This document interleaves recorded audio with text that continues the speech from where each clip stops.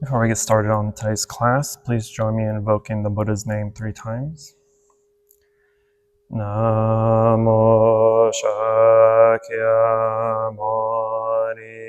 Buddha. Namo Shakyamuni Buddha. Namo Shakyamuni Buddha.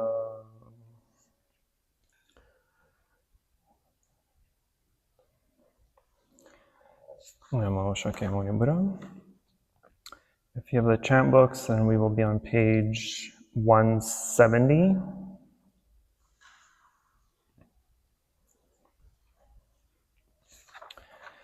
So again, we are covering the Amitabha Sutra that we started early last year, and we spent several months just going over the very first paragraph of the sutra, which, like any other sutra, it was pretty much just an introductory of who is there, who, what, where, and why, pretty much. And it took so long to go over that first paragraph because we went through every story of every individual that's listed on here. So there's 16 arhats, fully enlightened beings, and 4 or 5 bodhisattvas that were mentioned. And so we spent several months just going over their backstories and their backgrounds and whatnot. And then this year, finally, after the Lunar New Year, when we restarted the class again, we started going into the meat of the sutra. So last class, we covered a good chunk of page 168, 169, and most of 170. And I believe we've stopped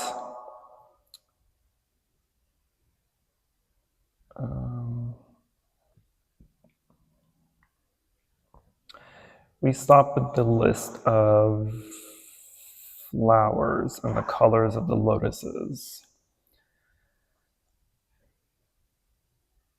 Yes, that's where we stopped. So today we'll continue at the second paragraph on page 170, so at moreover Shariputra. So that verse is, moreover Shariputra, in that Buddha land there is always heavenly music and the ground is yellow gold. In the 6 periods of the day and night, a heavenly rain of mandarava flowers falls, and throughout the clear morning, each living being of that land, with sacks full of the myriads of wonderful flowers, makes offerings to the hundreds of thousands and millions of Buddhas of the other directions. And at mealtime, they return to their own land. Having eaten, they stroll around. Shariputra, the realization of the land of ultimate bliss, is thus meritoriously adorned. So as I mentioned, the first part of the sutra, at least the first kind of quarter of the sutra, is really just a description of Amitabha's Pure Land, and kind of going over what it looks like, all the different features. And so last time we've kind of covered, how the paths are lined with gold, silver, and lapis lazuli and crystal, how the trees are formed, how the roads are formed, there are pavilions of the 7 treasures. And it's really just describing this Pure Land, right? This heavenly place that beings can attain to with diligent practice.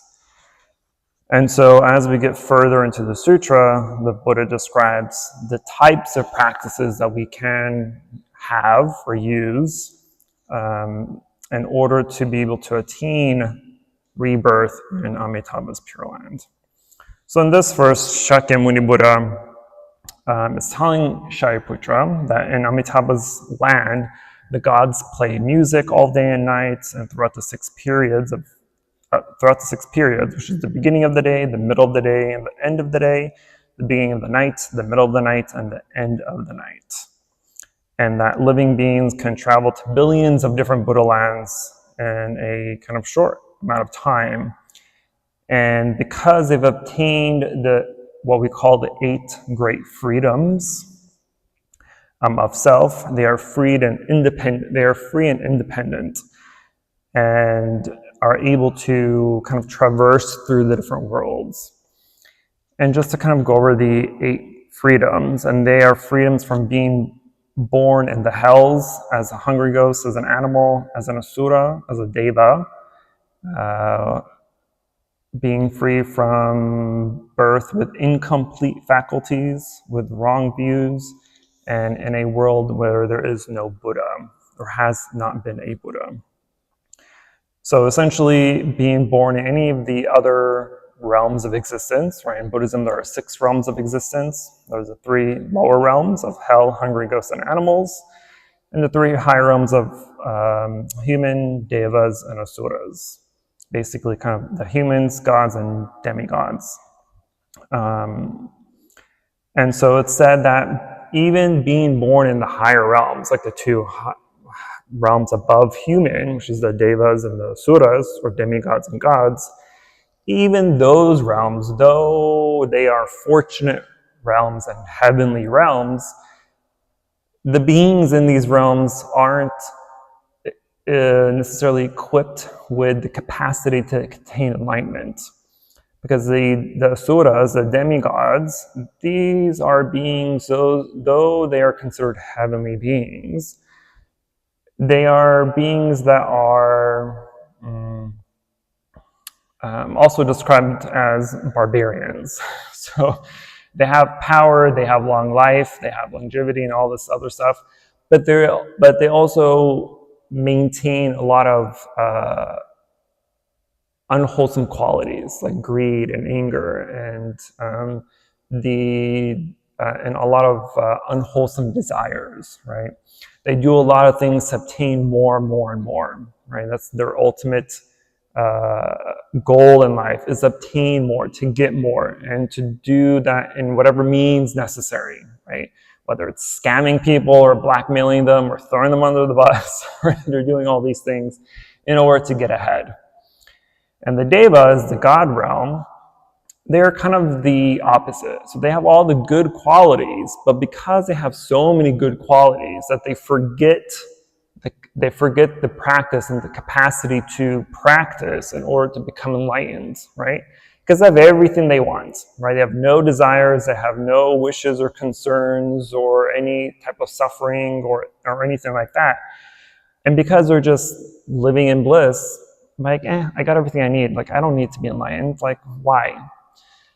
And so the only realm of the 6 realms where one has a complete capacity of both all the goodness in life and all the badness in life, and the capacity to practice and attain enlightenment, is as a human. So it is said to be born as a human is the greatest blessing, right? Even though not all of us are born in the best of circumstances, right? But we all have the capacity to have and create better circumstances. And because of that capacity, it allows us to traverse all the sufferings that we may have, all the disadvantages we may have, in order to get to where we want to be, right? And so in the sentence where, before I say that, we have to understand that a lot of the Buddhist sutras, and especially the sutra, it's very fantastical when we read it, right? Like the sentence, the paragraph I just read, very fantastical, right? But as I've said before, everything has a meaning. Everything is symbolic to something else. So even though we read and say, that there are that each living being of that land with sacks full of the myriads of wonderful flowers makes offerings to the hundreds of thousands of millions of Buddha lands in the other directions. This is symbolizing that in our own practice, especially when we practice, especially when we're in a kind of a ritual, for instance, right? One of our rituals is bowing. And when we bow, we're not necessarily bowing to the Buddha or to the Bodhisattvas or to the monks or nuns or anything like that, because they don't care, right? These statues are hollow, they're plastic, they're cement. Like, the Buddha doesn't care, right? The Buddha has never asked us to worship him. The reason we're bowing is because we're showing gratitude, right? We're showing gratitude. think of it as a handshake, pretty much, right? Or when we bow with our palms together to someone, right? It's the same type of symbolism. And we're also bowing to our own Buddha nature, to our own capacity and characteristics of enlightenment, right? And so it's a reminder to ourselves that we have the capability, we have the necessary resources and paths in order to practice and attain enlightenment. And so when we're bowing to someone, right, because we have the belief that everyone's going to become a Buddha eventually, right? So when I'm bowing to you, I'm bowing to a future Buddha, right? And so I'm kind of giving you an advance, a gesture of gratitude in advance, right? It may take you hundreds or thousands or millions of lifetimes to attain Buddhahood, but eventually we all will, right? And so when I'm bowing to you, I'm bowing to a future Buddha, and vice versa, right? But it's also said that when we do practice bowing, especially deep bowing in a very symbolic way, that we should visualize in our mind visualize in our mind us bowing to all Buddhas everywhere in all 10 directions, right? And so it's almost like a meditative practice, right? It allows you to focus on one thing, which is just the visualization of these Buddhas.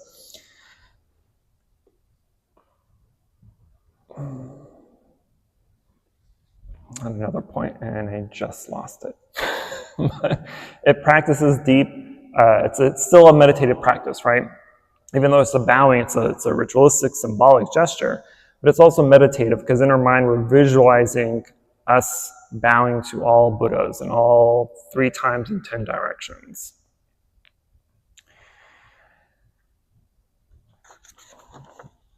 So that's that paragraph. The next paragraph is, moreover, Shariputra, in this land there are always rare and wonderful vari-colored birds, white cranes, peacocks, parrots, and egrets, kalavinkas, and 2-headed birds. And in the 6 periods of the day and night, the flocks of birds sing forth harmonious and elegant sounds. Their clear and joyful sounds proclaim the 5 roots, the 5 powers, the 7 bodhi shares, the 8 sagely way shares, and dharmas such as these.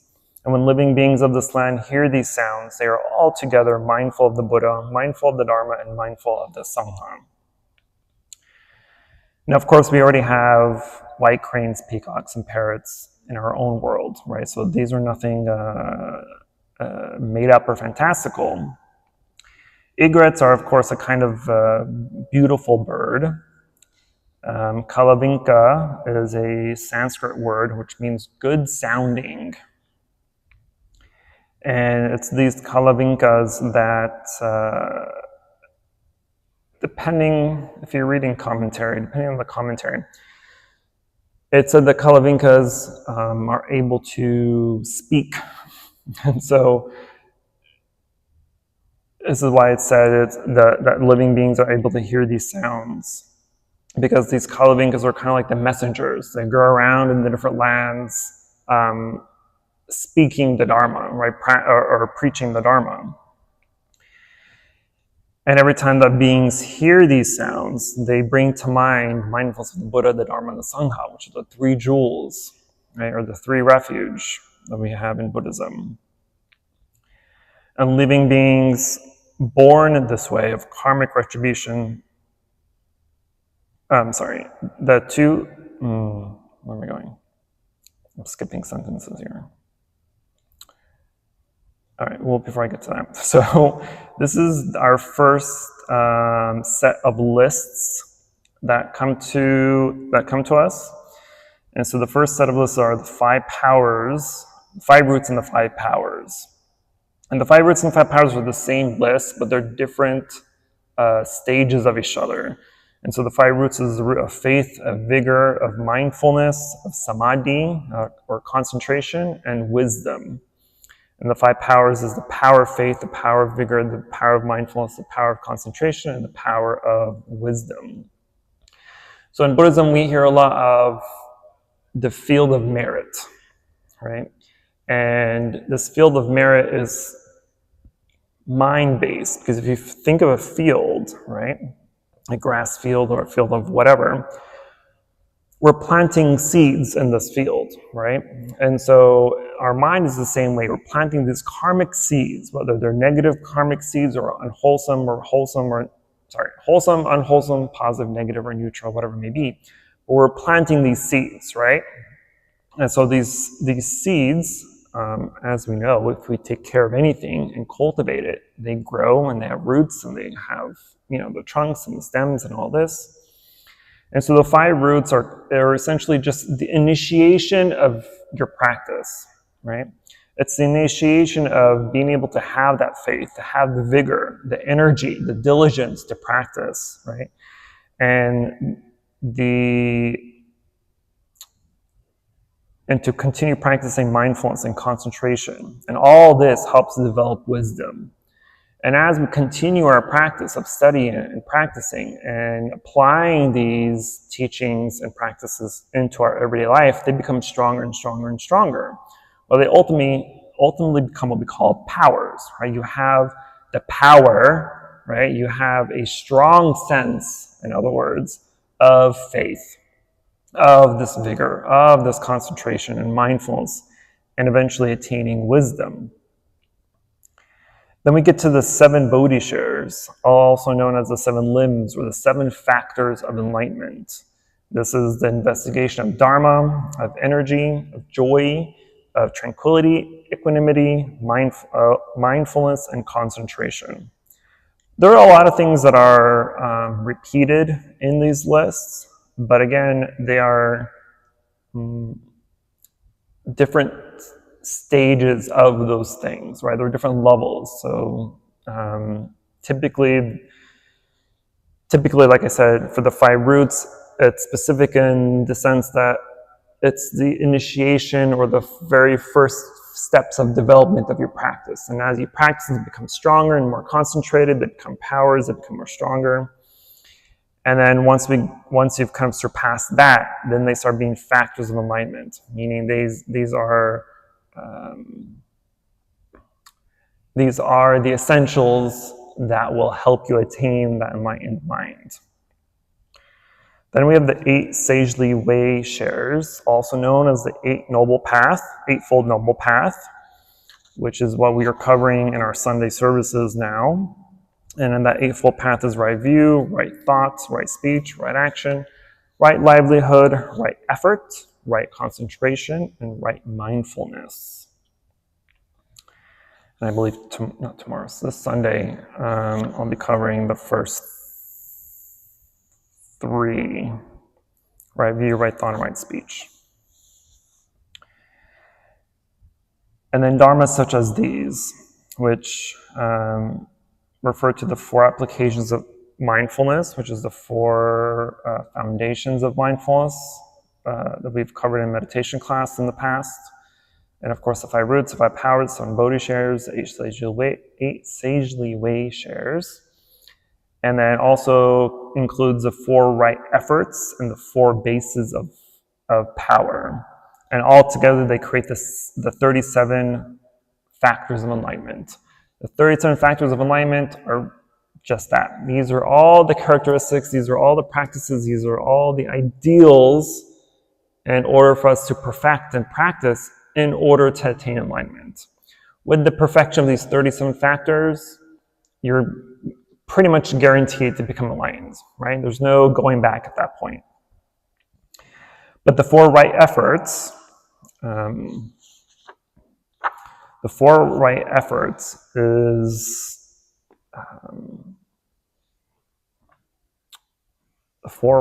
is putting an end to unwholesomeness which has already existed, preventing unwholesomeness not yet arisen from arising, bringing wholesomeness, which has not yet existed, into existence, and then developing that wholesomeness that has already existed.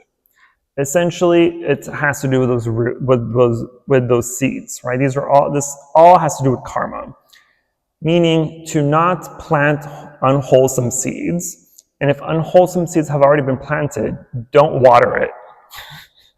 And then to plant wholesome seeds, and for the wholesome seeds that have already started growing, water those, right?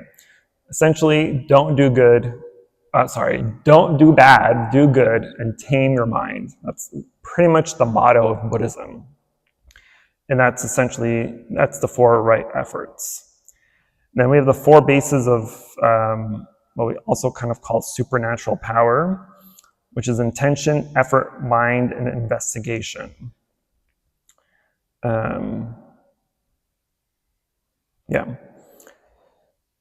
Which is pretty much sounds as is, right? Intention is the good intention that we have, that we're applying to our practice, right? Because in anything that we do, in any thought, speech, or action that we have, right? These are the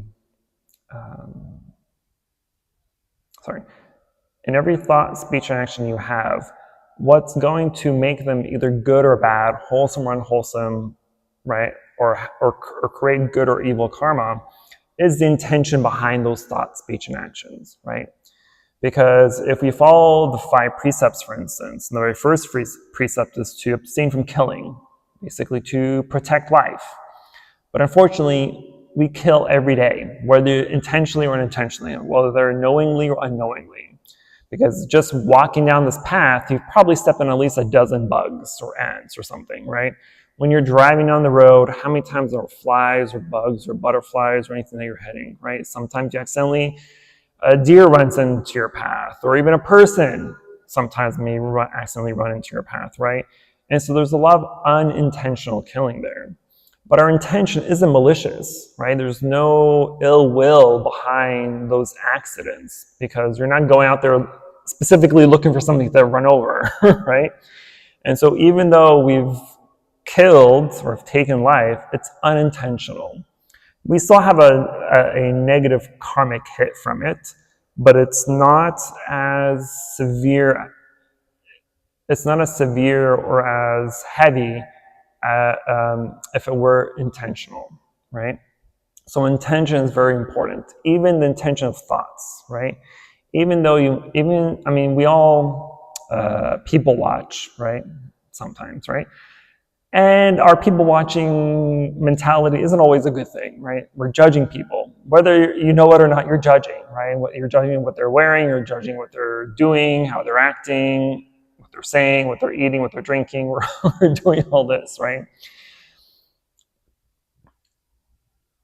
But even those, like judging is considered an unwholesome activity, right? Though it's only stuck in here, right? But you're planting unwholesome seeds, because you're creating a base for more judgments. You're creating a base for more people watching and comparing.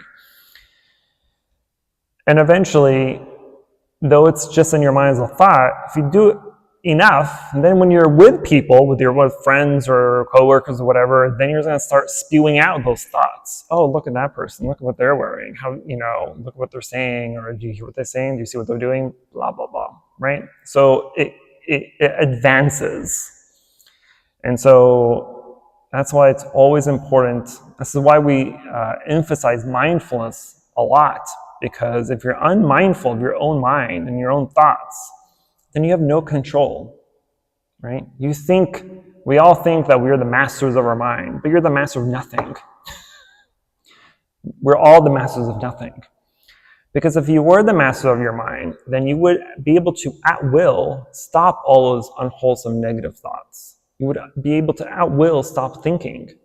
But you can't, right? You can sit in meditation trying to meditate, but you're going to get distracted. Thoughts are going to arise, right? Your mind's going to wander. It means we have no power. We have no mastery. And so if you have no mastery in a setting where you are mindful in meditation, imagine the unmastery you have when you're in a situation when you're not meditating and not being totally focused on mindfulness, right? And so it's always important to watch that thinking. Because I think even at the thought level, I've said this before, we have 3 checkpoints, right? At the thought level is your first checkpoint. So even though you're thinking this unwholesomeness, or you're judging, or you're whatever it may be, you still have time to stop, right? Sure, it may take you a few seconds, maybe a few minutes, but as long as you come to the realization of your judgment or whatever it is that's happening in your mind that's unwholesome and negative, you stop it, right? Before it escalates and becomes anything worse. That's your first checkpoint. If by some circumstance you've completely ran through that checkpoint and that thought then became speech, right? So now you're thinking unwholesome, negative things, and now you've said that unwholesome or negative thing, right? But even at that point, you still can stop, right? Whether it's mid-sentence, mid-word, maybe you've said everything, but you still have time to stop before it becomes worse. That's your second checkpoint. If still you've ran through that second checkpoint, now that thought has become action, or that speech has become action. So now you're thinking unwholesome things, you're thinking, oh, I'm going to slap you. Then you say out loud, I'm going to slap you, and then you slap them. And we've seen it, right? It's not unheard of, right? It's nothing that we just made up. We've seen it. We've done it. But that's the flow of unwholesomeness. This is the flow of an uncontrolled mind, right? And so as we practice and as we start to become more mindful, more aware of ourselves and how the mind works and how the mind thinks and reacts, then we start to truly develop control over our minds. And it's only when we have that control that we're able to then focus that thought process into something that is beneficial to us, that is wholesome. So instead of thinking unwholesomeness, switch over. Okay. Next paragraph is Shariputra. Do not say that these birds are born as retribution for their karmic offenses. For what reason? In this Buddha land, there are no 3 evil ways of rebirth. Shariputra, in this Buddha land, not even the names of the 3 evil ways exist, but how much less their actuality. Desiring that the Dharma sound be widely proclaimed, Amitabha Buddha by transformation made this multitude of birds. So these birds in the Pure Land are not reborn, right? Because again, the animal realm is a lower realm of existence. But these birds or these animals that are in this Pure Land aren't born. They're essentially created. They're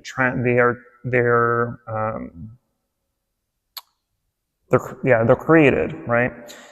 And so they're not rebirths of other beings. Essentially, they're just holograms. Just think of them holograms, right? They're not really there. They're there, but they're not really there.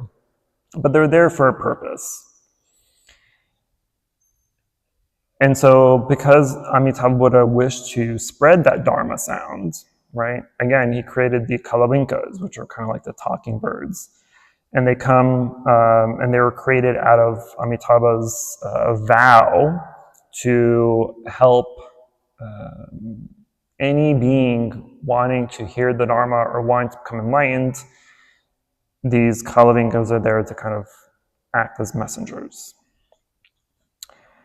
The next paragraph, Shariputra, in that Buddha land, when the soft wind blows and the rows of jeweled trees and jeweled nets give forth subtle and wonderful sounds, like 100,000 kinds of music played at the same time, all those who hear these sounds naturally bring forth in their hearts mindfulness of the Buddha, mindfulness of the Dharma, and mindfulness of the Sangha.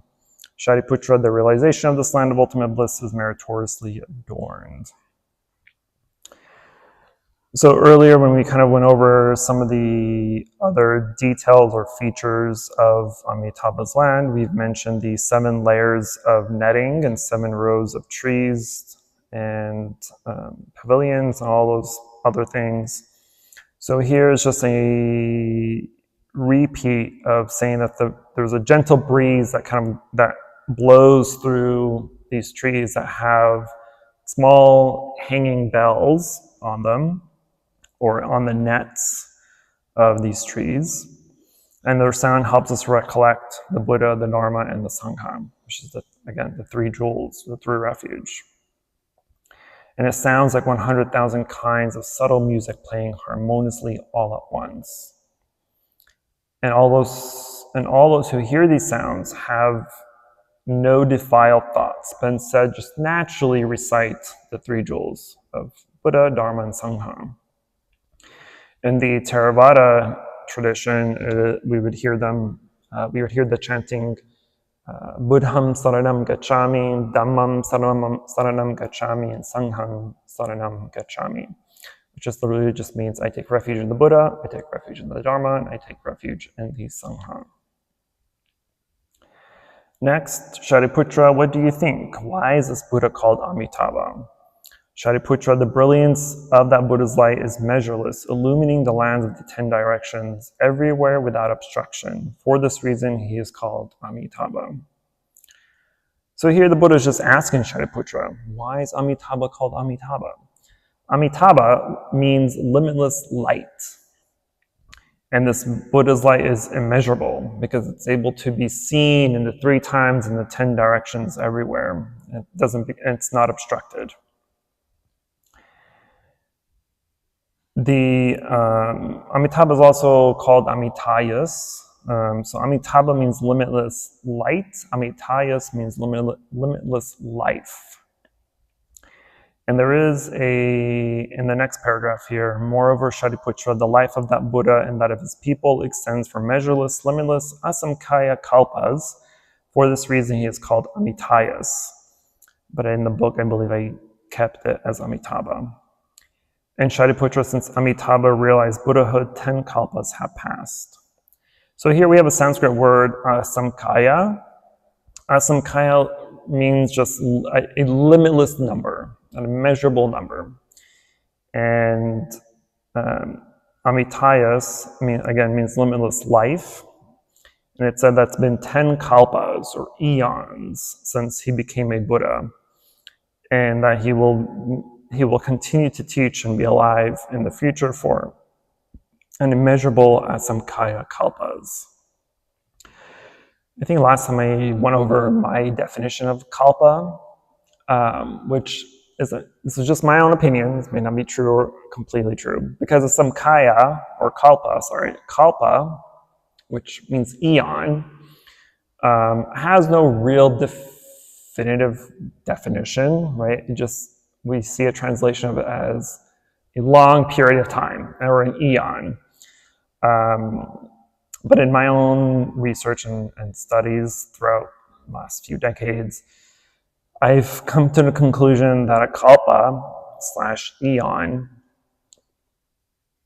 is the amount of time that the universe is alive. Right? And so we all know that the universe came into existence during the Big Bang, and eventually it will end, right? In a very stupidly long period of time, but it will end, right? And whatever theory you want to assume, whether it's the crunch or the giant or the cold, whatever end of times there is, that is 1 eon. And so the creation of the universe, the destruction of it, and the recreation, the redestruction over and over again, right? These are an immeasurable kalpas. But 1 universal year, meaning the birth and the end of the universe, is 1 eon, meaning 1 kalpa. That's my humble opinion about that definition.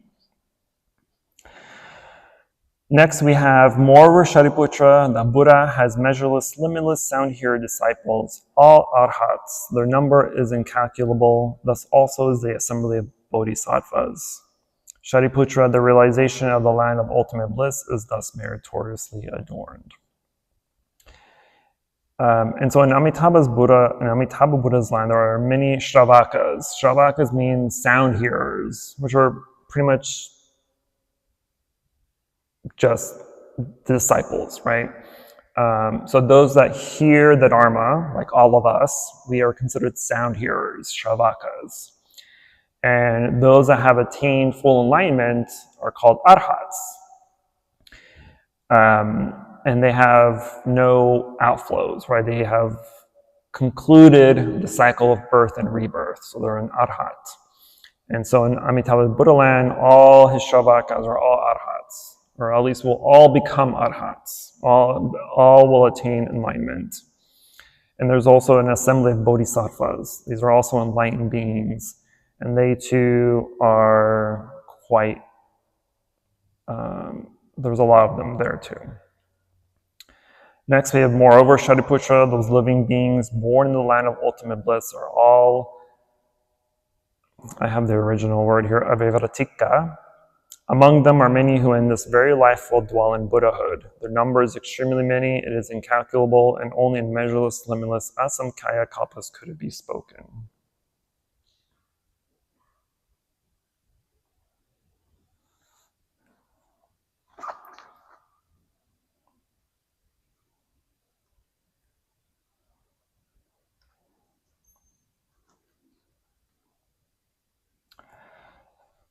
So in the book it put, those living beings born in the line of ultimate bliss are all in the stage of non-regression. And that's the translation of avivratika. Avivratika is a Sanskrit word, which means like non-retreating or turning away. So those that are avivratikas do not retreat in position, conduct, or thought. So not retreating in position means that they do not retreat to the lesser vehicle. And those of the lesser vehicle who are avivratikas do not retreat to the position of common people. Essentially meaning that once one has reached a level of enlightenment, because there's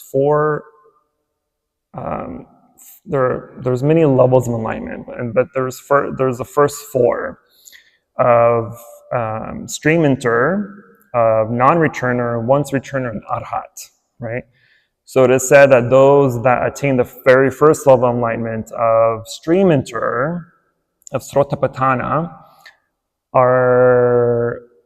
have eradicated the first three of the 10 fetters. The 10 fetters are essentially these roadblocks that hinder us, that hold us back from attaining enlightenment. And so stream enters have eradicated the first three, and they're guaranteed to be born no more than 7 more times before they attain full enlightenment.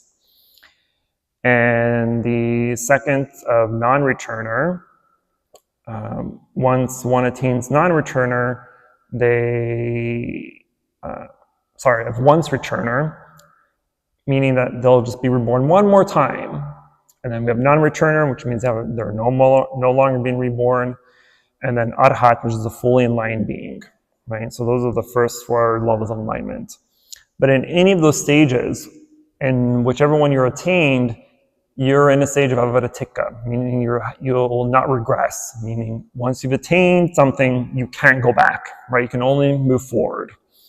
And so anyone that's reborn in Amitabha's Pure Land is in a stage of non-regression, meaning that you are in a stage of enlightenment and there's no going back, right? You cannot regress to a lesser level of enlightenment. You're only able to continue forward. And then not retreating in thought means that every day their thoughts, they have thoughts to cultivate, increase, and do not decrease. And not retreating in conduct, meaning that day by day they work harder and never rest. And those who are avivratika do not retreat in their quest for Buddhahood. Next we have Shariputra, those living beings who here should vow, I wish to be born in that land. And why? Those who thus attain are all superior and good people, all gathered in one place. Shariputra, one cannot have few good roots, blessings, virtues, and casual connections to attain birth in that land. So just saying here that all the shavakas, all the sound hearers, all the beings, and all the bodhisattvas that are born in the land of ultimate bliss are all superior and good people.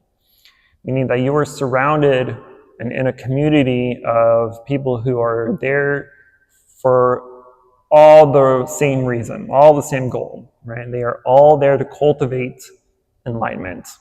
Essentially, we can think of ourselves as those good, superior people because we're all here for that intention to attain enlightenment, be free from suffering, and to purify our karma so that we have a better present life and even better future lives, right?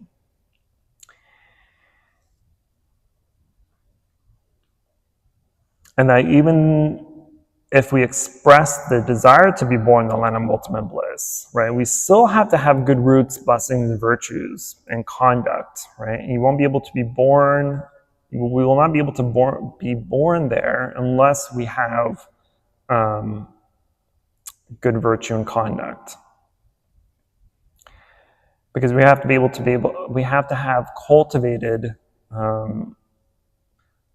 what we call paramitta doors. Paramitta is perfections, right? In Buddhism, there are 6 perfections. And over time, we create good karma, we create better blessings for ourselves, we create merit, right?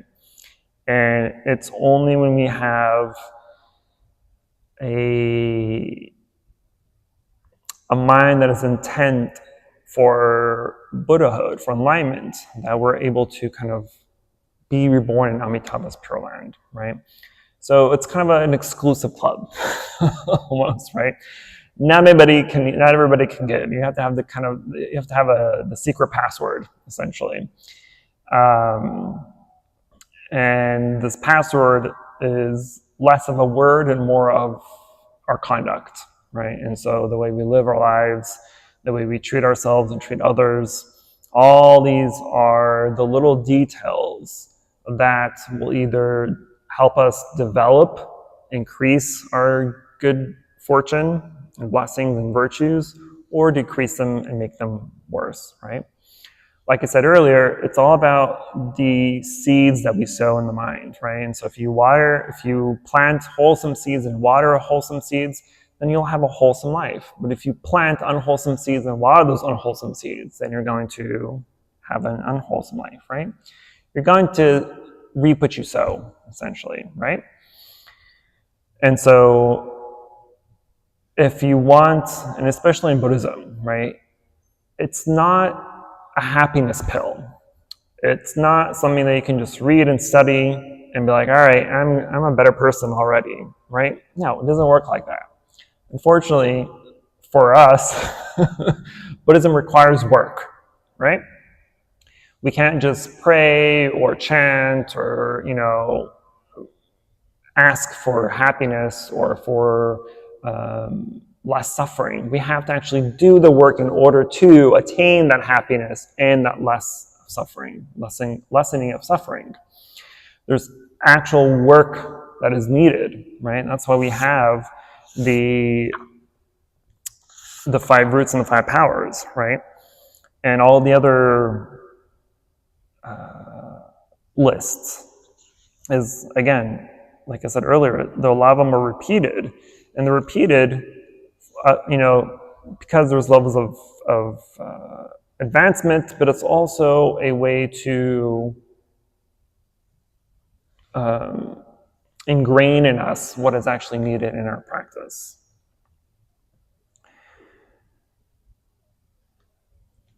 All right.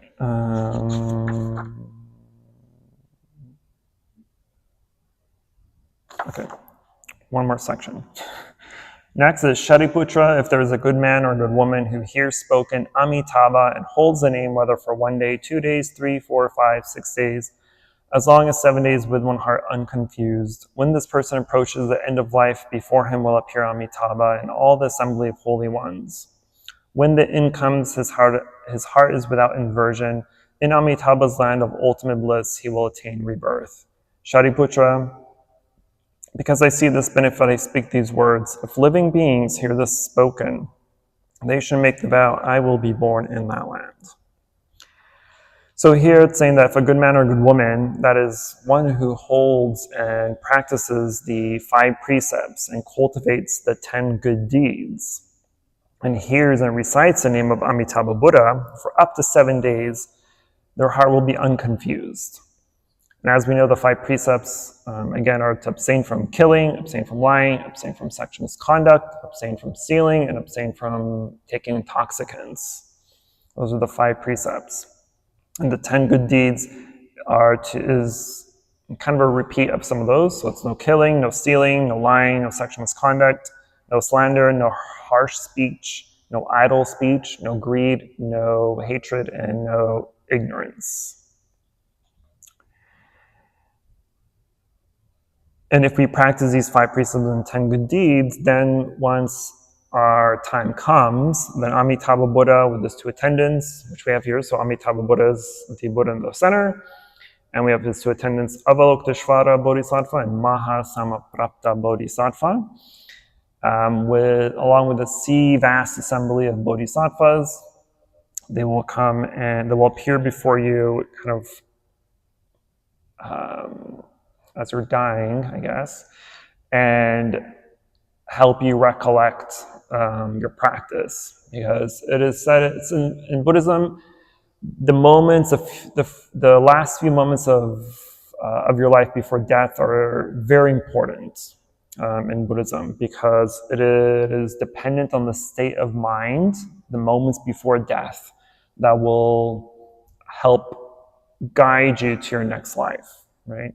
So a lot of times, a lot of people who have not accepted death are afraid in the few moments before they die, right? They're afraid to leave this world. But that fear becomes a hindrance, right? Because then they don't have necessarily peaceful death. But for those that have accepted death and accepted that this is life, right? This is inevitable. I am accepting of death. Then the mind is much more at ease. It's much more calm during the passing. And you can pass peacefully without fear of dying. Because in Buddhism, death isn't the end, right? Because our life now is just one life, one set of clothing that our consciousness wears in the plethora of lives that we have. So right now we're in just one form. Just think of your life now as a business person, right?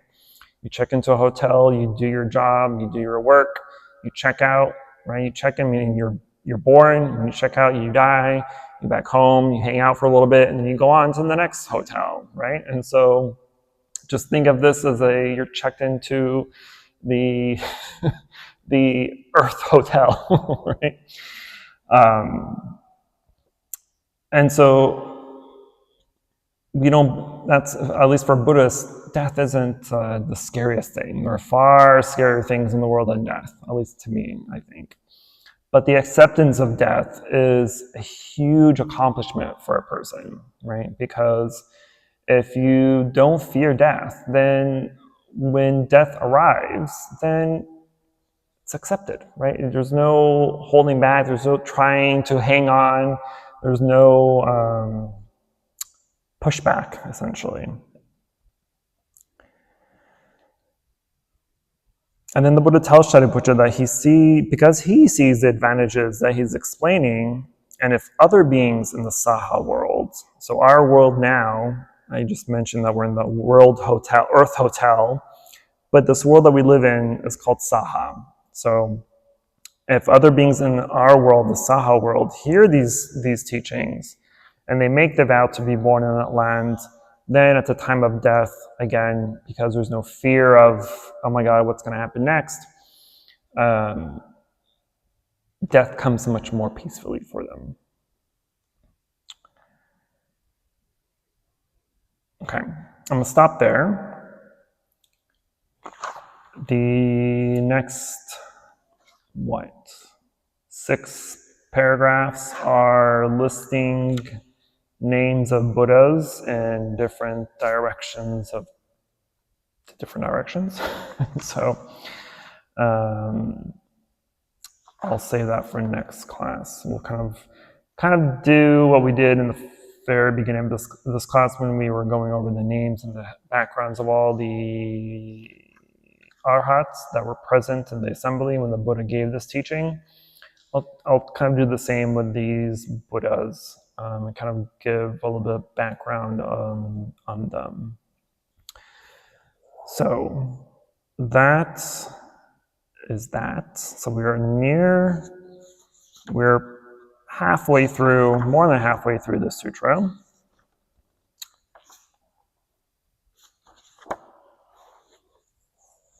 So there's not this Pure Land, so kind of give a little bit more background. So Pure Land in Buddhism is a whole tradition on its own, right? There's like Pure Land tradition. And in the Pure Land tradition, there are 3 main sutras that they follow: the larger Amitabha Sutra, the shorter Amitabha Sutra, which is this one, and the Sutra on the concentration of Amitabha, or the Sutra on the visualization of Amitabha Buddha. And each of them they're all pretty similar. They all describe Amitabha and his Pure Land and what's there and how to visualize him in his Pure Land.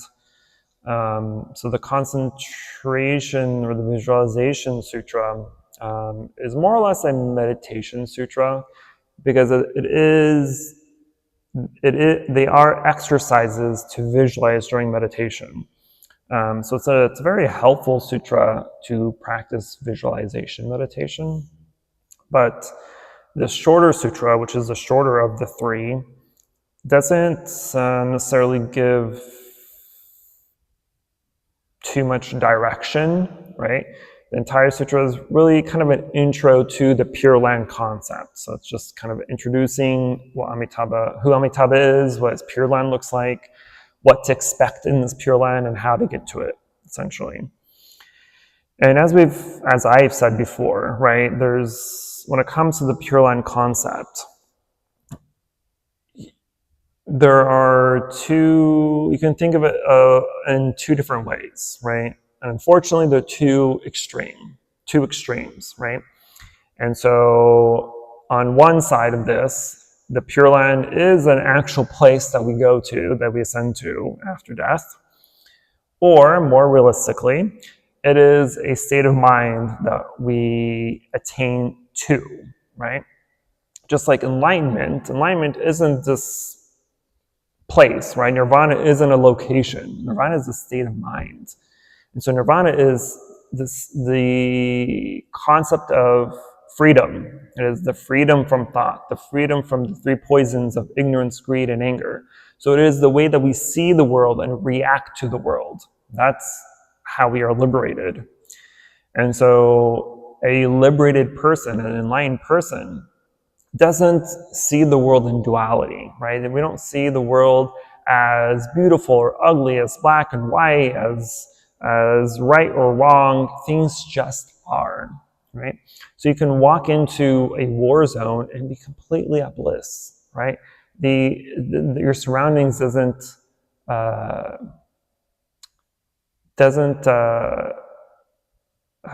persuade you this way or that, right?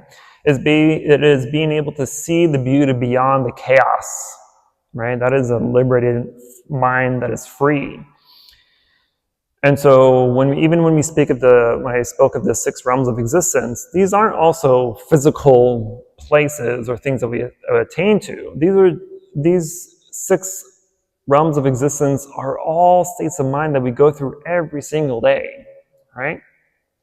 And each realm of the 6 realms has specific characteristics. So like, think of like the realm of the animal. What are animals? They're territorial, right? They hunt and they feed and they're animals, right? And we all know people like that. We all know people who are very territorial, who want things their way, who want things for themselves, who are trying to take charge or lead, right, in a unwholesome way. We have hungry ghosts, which are beings that are greedy, that are wanting things for themselves, that are going to try to do anything and everything to attain what they want, regardless of the benefit or the harm that causes others, right?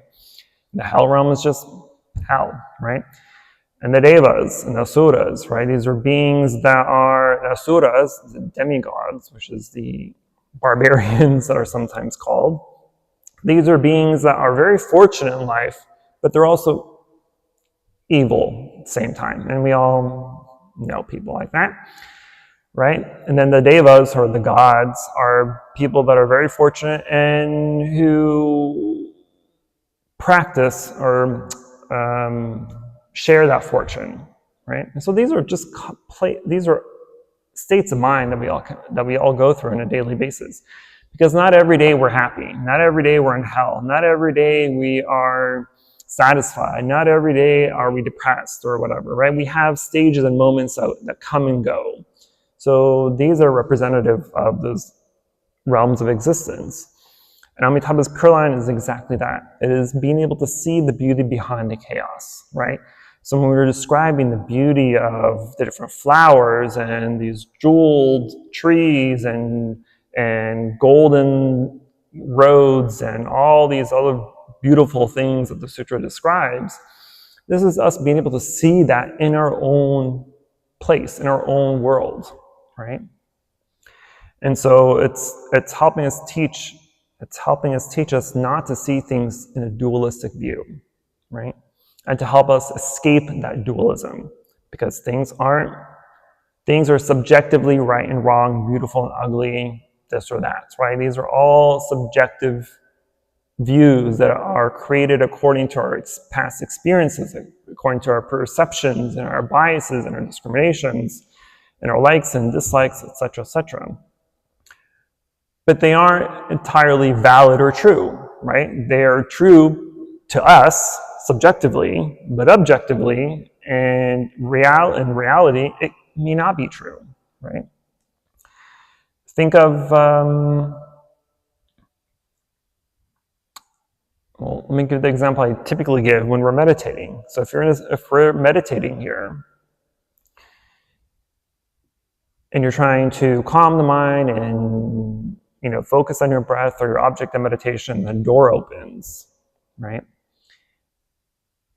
An unpracticed individual will use as an excuse, be like, he's at the door. Why are they making noise? Why are they here? Why are they late? Why are they disturbing my meditation? Who are they? Right? You're asking all these questions. You're making up all this scenario for the simple fact that the door just opened. Right? But our mind, because our mind is trying to control the situation and trying to make up an excuse as to why you got disrupted in your meditation, it's creating all these questions and scenarios. When in reality, you don't know who it is. You don't know why they're late. You don't know why they're making so much noise. What you do know is that a door opened and it made a sound. That's all that you need to know. That is reality. The reality of all that was a door was open or a sound was made.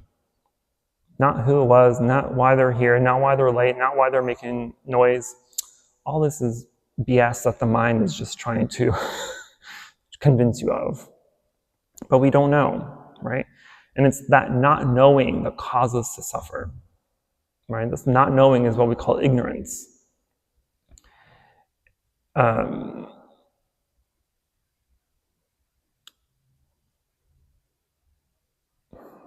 this not knowing is not seeing reality as it truly is.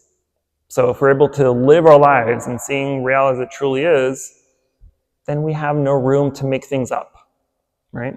We're driving on the road and we see an accident. This is why, what is it called? Rubbernecking, is that what it's called? That's why people rubberneck, because they're sitting there wondering what happened, who caused it, how many people were involved, how many cars were involved, did someone die, is they hurt, is there an ambulance or a fire truck, right? Because we're stupidly curious, we stop and slow and watch. When, again, all this stuff that the mind is coming up with is false, it's made up. The true reality of that is an accident happened. That's it. That's all you need to know. Move on with your life. People got to be places. Stop looking, right? But that's the type of mind that we have, unfortunately. And this is with anything and everything, right? Every time there is a judgment, every time that there is a discussion or a conversation that you're having in your mind of something you do not know, it's already automatically false.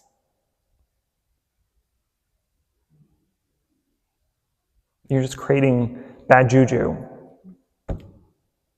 versus seeing reality as it truly is.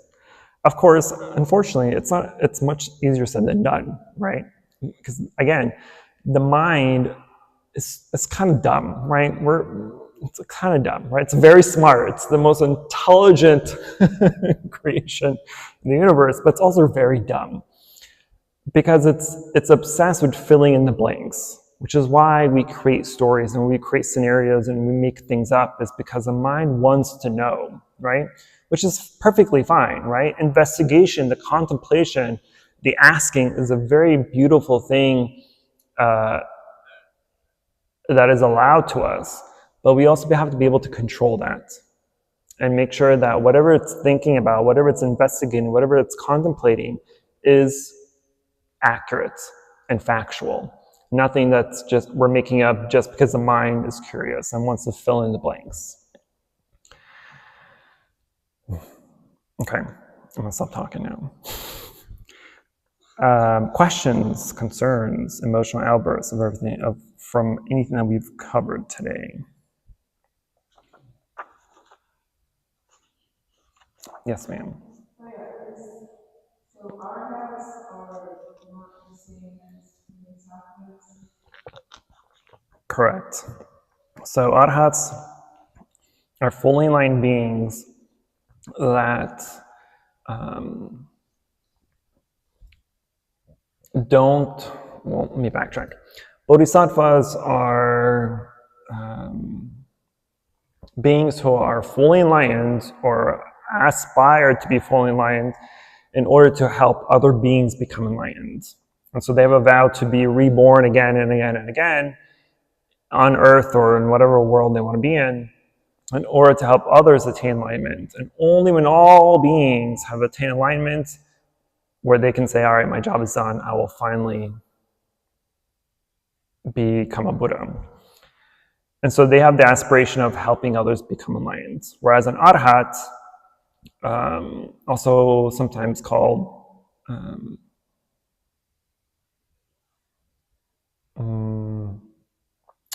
enlightenment for themselves, quotes, enlightenment for themselves, and are just that. They become enlightened and they're like, all right, I'm done. I don't really care about y'all.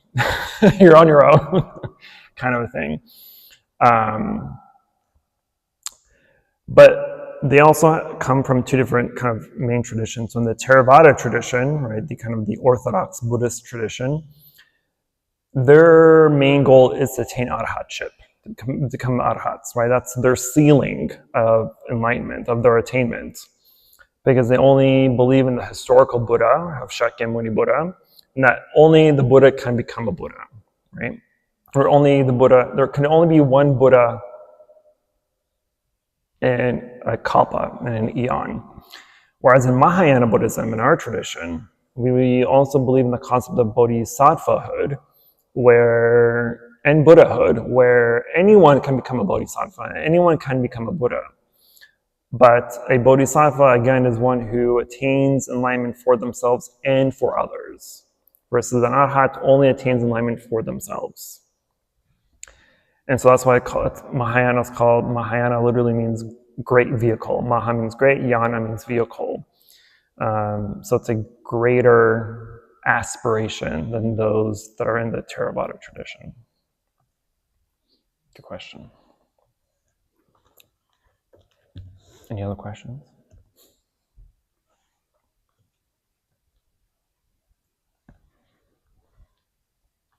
Just one more. So like the 8 sagely ways and the Eightfold Path are the same thing. Mm-hmm.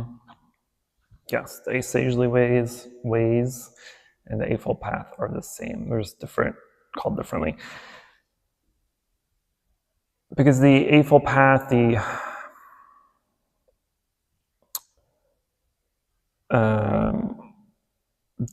Sanskrit,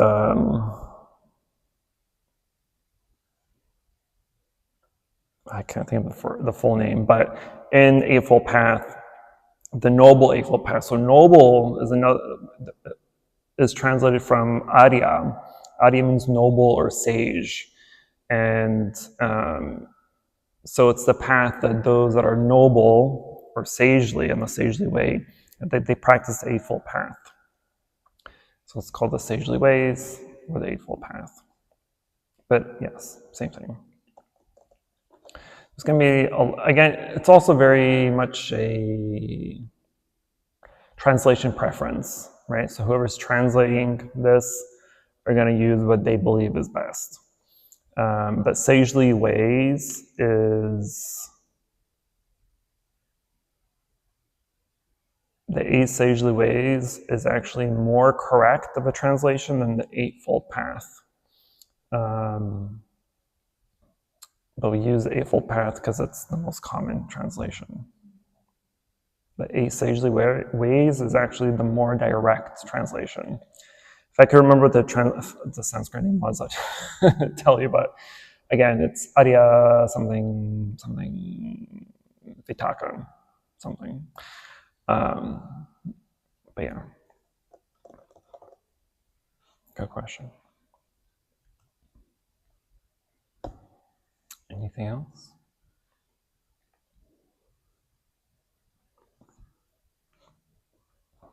Okay. Yep. This might not be a good question, but is there a book or books where if you are new, you're able to maybe like get a Cliff's Notes for definitions so that when you're sharing, we can get ourselves caught up to speed a little bit faster?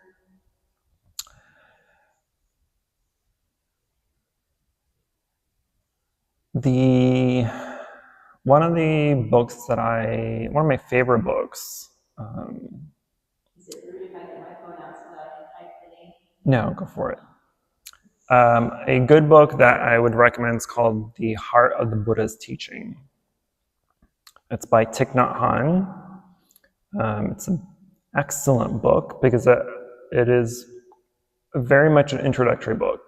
It is compact, where it has a lot of the foundational teachings in it. That I would highly recommend. Thích. Thich, not Han, Nhat, Han, H-A-N-H. The Heart of the Buddha's Teaching. Yes. That's one of the only books that I can recall that has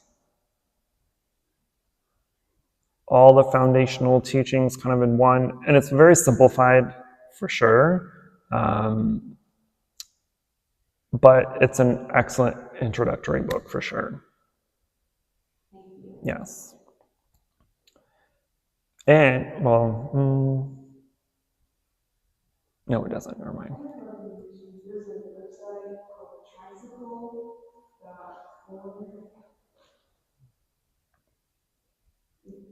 They have like a lot of basic explanations as well. Thank you. Tricycle.org. Yeah.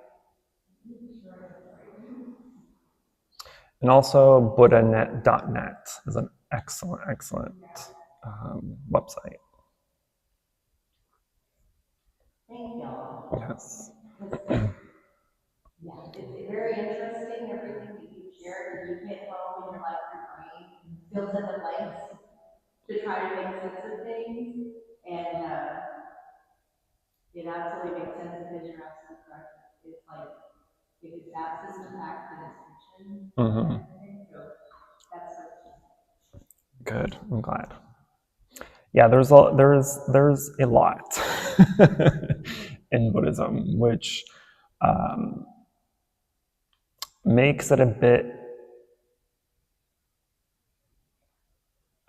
scary for a lot of people. It's like, oh my God, like, where do I even begin, right? And I've always emphasized that studying sutras, the discourses, as someone that's new to Buddhism, I do not recommend, because there's a lot of that background information that one needs to know first, right? But because I am who I am, and I'm very analytical and very detailed in my teachings, that I go over all the lists, right? I don't just tell you what the list, but I explain the list too. And so, though I am kind of, the sutra is for our tradition here at the temple, is the second most important sutra after the Lotus Sutra. And it's something that we chant every night. And so I thought it would be a good introduction sutra. And it's not very long. Like when we chant it, I think it takes like 10, 15 minutes. And so it's a nice, short-ish sutra discourse compared to the very other long ones that Buddhism has. But the other thing about this sutra that I like also is that it does also, in its own way, introduce a lot of the basic concepts and foundations of Buddhist teachings, like the Four Noble Truths and the Eightfold Path that we went over, right? And the 37 Factors of Enlightenment. So it has a lot of the foundational teachings that one needs to know in order to practice Buddhism, or to at least kind of comprehend what the sutra is teaching. But that's also one of the reasons why I don't recommend sutras or discourses to new people, because it's like, you're going to read it. And again, like I said earlier, a lot of the sutras are very fantastical. Like if you read it at face value, it's going to read like a fantasy novel almost, right? Especially the Amitabha Sutras or the Lotus Sutra, which is our main sutra. Like when you read it, you're like, there's no way. Like it just reads like a fiction book, right? But again, as I've said, Buddhism is full of symbolism, right? And the reason why it's so fantastical sometimes is because we have to remember during the Buddhist time, most people were uneducated, right? Or they were illiterate. So the Buddha had to teach them in a way that would allow their imagination to kind of see in real time the teachings that he was giving, which is also why we have thousands of discourses in Buddhism, right? Literally thousands. But a lot of them are repetitive because the Buddha was also a great teacher and he knew exactly how to teach. So, and he taught according to his audience. And so if he was teaching at a poor village where people were illiterate and uneducated, he would teach them in a way that they would be able to comprehend and understand. Versus if he was at the palace teaching, the highly educated royals and the ministers and all these people who had education, who learned, literature, he would teach them at a higher level that they would be able to understand, right? And so he taught the same teaching, but in different ways, according to the people's mindsets, right? And how they would be able to learn. And so we have sutras or discourses that are very direct, right? And we have some that are very fantastical, that requires imagination. And so depending on your style, right? If you don't like it in a fantasy-looking setting, I guarantee you there's another sutra that's going to give it to you at face value, right? Which, if you know me, which is my preference, but because I don't beat behind the bush, right, of things, you can ask Amanda, like, I'm going to give it to you the hard way, because I'm not going to sugarcoat things for people, because I don't think that's fair. But yeah. You mentioned something with regard to you had three levels of enlightenment. Once you got to a certain level, you can't go back. Correct. Like there's no regression. Mm-hmm. But is that because once you become that enlightened, like you wouldn't make the kind of mistake that would make you go back? Correct. So there's 4 levels of enlightenment. So the very first one, again, they all are attained according to how many fetters we've eradicated. So there's 10 fetters. The first 3 are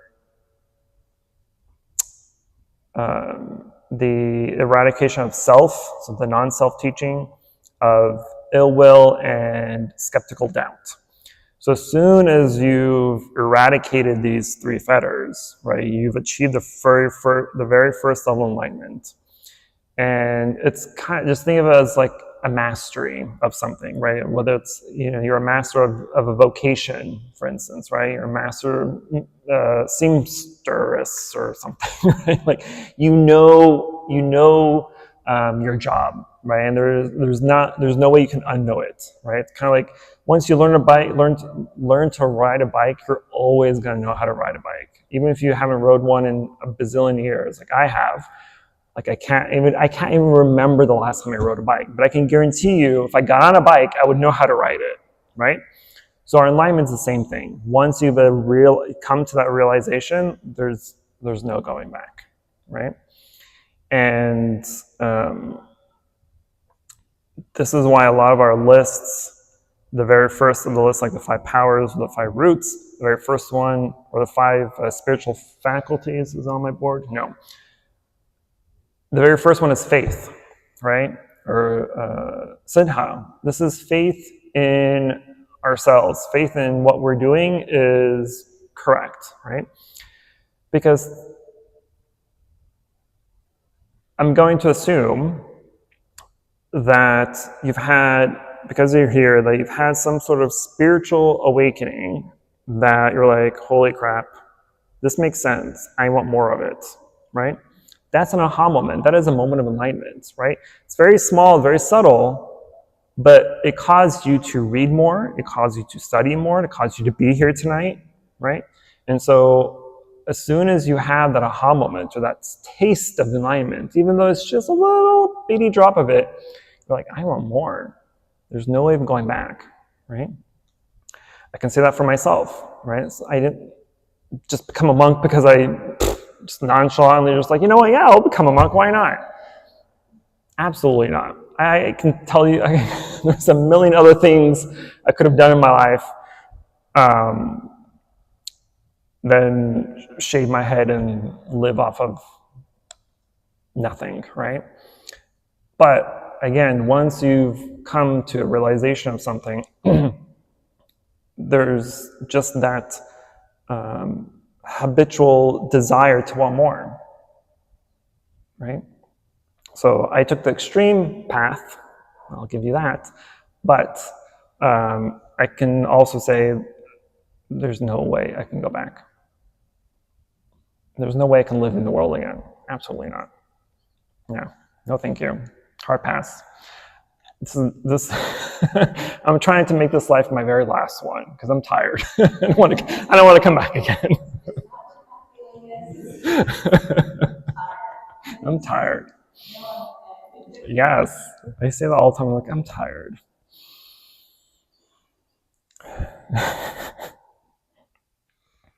Okay, anything else?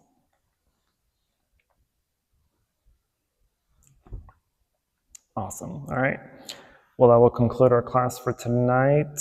I hope to see you either on Sunday or our next classes. Please join me in invoking the Buddha's name 3 times in tonight's class. Namo Shakyamuni Buddha. Namo Shakyamuni Buddha. Namo Shakyamuni Buddha. For any positive karmic action we have accumulated here today, we wish to transfer the merit to all sentient beings and wish them full.